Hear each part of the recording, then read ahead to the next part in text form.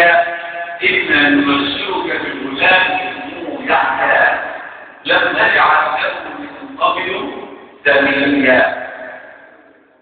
أرأيت إلى هذا الكلام إنه يخلص عنك الهم، يخلص عنك.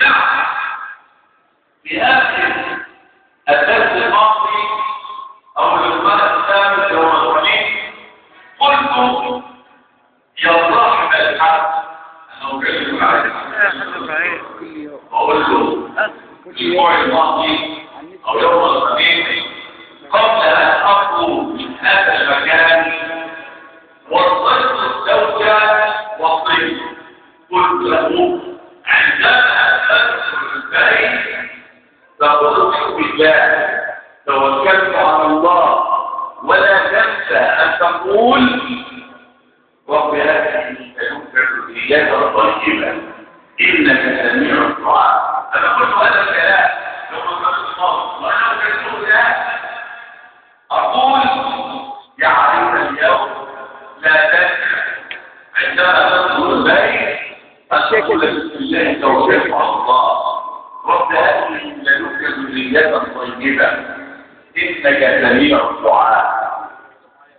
أنا بدأت كلمتي اليوم بسبب هذه النصيحة رب هذه ذرية طيبة إنك سميع الدعاء. من الصالح من الله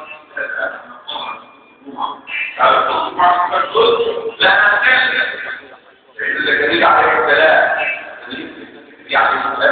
القائل رب هذه لدنك ذرية طيبة إنك سميع الدعاء. نعم كان عندك من ذلك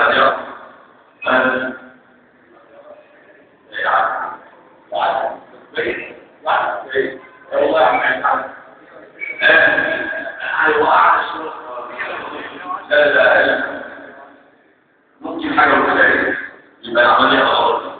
الحمد لله. نعم لازم أبوها أقول رب يهديني لكن ما كانش خليت يعني ما كانش عنده أولاد. لا إن زمان إن زكريا كانت المرأة عاقل يعني لا تلد لا تلد لذلك يقول إيه إني وأنا واشتعل ضغط شيئا اشتعل يعني مش شعر لا ليش هو بلغت من كده ايه عدية لما كبر لازم كلمة عدية لازم يعني كلمة عدية لأن احنا نقول رجل جديد لأن جديد ولا دي كده لا لذلك قول عالمين قال لو كانت تحت نفس المعنى لكانت كبر فقط يعني كما تنجد في بلد تعالى معنى يعني كبير لا أكبر من كبير متخيل وجه كبير يعني ده كبر مثال الصوت بالكبر